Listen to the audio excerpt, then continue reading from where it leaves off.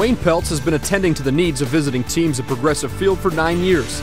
Working as the assistant clubhouse manager, Peltz has made a living at the ballpark. We do laundry. We do, make sure they have cold Gatorades, waters, Red Bulls, things of that nature.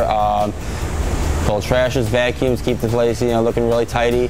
But mainly it's, getting, tough grass stains out of pants and, making sure that they're ready to go the next day. When Wayne's finished taking care of the visitors' clubhouse for the evening, he heads home to play with his Legos.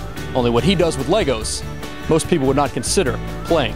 I go home and at nights I just spend the hours just playing with Lego blocks and just working on that, trying to make sure this piece looks good there and that, and take 10 pieces out, put 10 more in, things of that nature. Peltz got the idea for building Lego portraits after seeing the response and signatures former Tribe member Jamie Carroll received with his hand-drawn player portraits. He drew upon the skills he developed during his childhood hobby of Lego building and got right to work on his first piece, a portrait of former Indian great Jim Thome. Oh, he loved it. He thought it was awesome.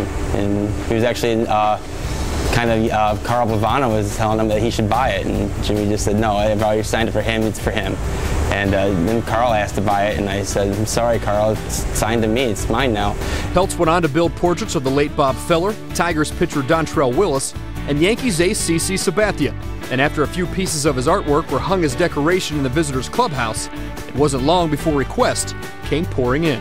I had never dreamed of selling these. I never thought of like one day someone would actually want some of my art. I just kind of was like, I just wanted something different than a baseball. Peltz has completed about 45 Lego portraits since he began, using anywhere from 2,500 to upwards of 20,000 Legos in each one.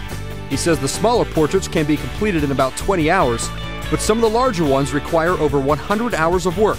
Wayne started out charging as little as $500 for his handmade Lego portraits, but says that players that request them are usually pretty generous tippers. Now the artwork ranges in price depending on size.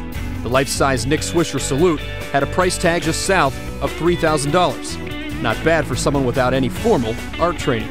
Growing up, I never was hardcore into art. I never had an art background or anything like that, so I don't have any shading, technique. I just kind of have to look at the picture and kind of just try to mimic that picture with blocks. At Progressive Field, Will Ewick, STO.